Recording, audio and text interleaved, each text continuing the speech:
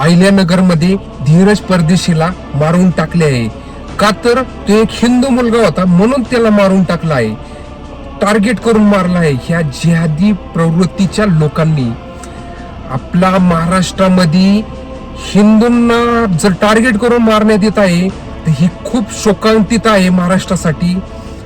शासनाने ह्या जिहाद्यांना फाशीची शिक्षा दिलीच पाहिजे आणि नाही दिलं तर आम्ही स्वतः कट्टर हिंदू रस्त्यावर येऊ, आंदोलन करू.